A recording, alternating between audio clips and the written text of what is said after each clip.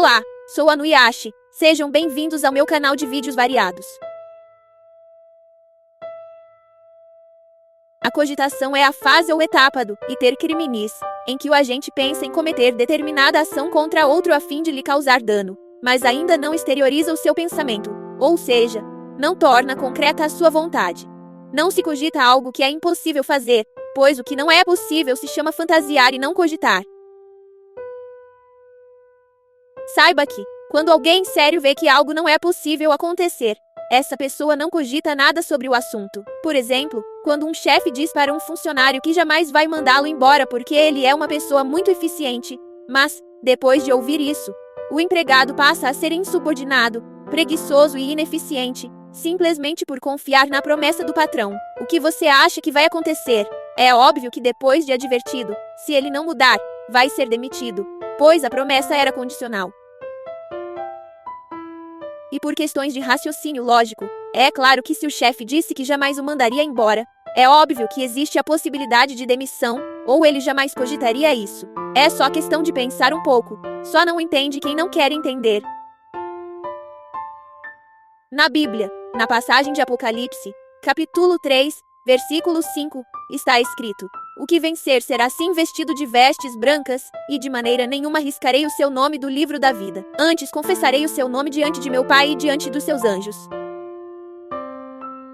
Em Marcos, capítulo 8, versículo 38, diz: porquanto, qualquer que, entre esta geração adúltera e pecadora, se envergonhar de mim e das minhas palavras, também dele se envergonhará o Filho do Homem quando vier na glória de seu Pai com os santos anjos.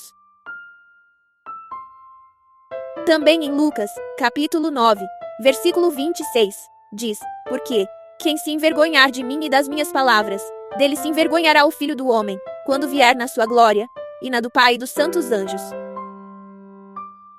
E por fim, em Apocalipse, capítulo 21, versículo 27, diz: e não entrará nela coisa alguma impura, nem o que pratica abominação ou mentira, mas somente os que estão inscritos no livro da vida do Cordeiro. Não se enganem, estamos sim falando de um único livro, que é o livro da vida do Cordeiro, e existem 3 tipos de pessoas demonstradas nessas passagens que mencionei: os que aceitam Jesus e são escritos no livro, os que o mundo chamam de crentes, e permanecem. Também tem aqueles que não aceitam, e é claro, não serão escritos. Mas tem mais um, aqueles que, se dizendo crentes, praticam com vontade e consciência aquilo que é mal aos olhos de Deus, se envergonhando do evangelho que receberam. Esses são aqueles que, escritos no livro da vida, recebem a promessa da salvação, mas, por se encantarem com os prazeres que desagradam a Deus, se afastam das promessas, deixam o que é fator condicionante da promessa. Esses que são aqueles que irão ser riscados do livro da vida quando estiverem na presença de Jesus. Saibam que não se perde algo que ainda não recebeu. A salvação é uma promessa e não um fato consumado. Uma pessoa será realmente salva no dia em que Jesus voltar novamente.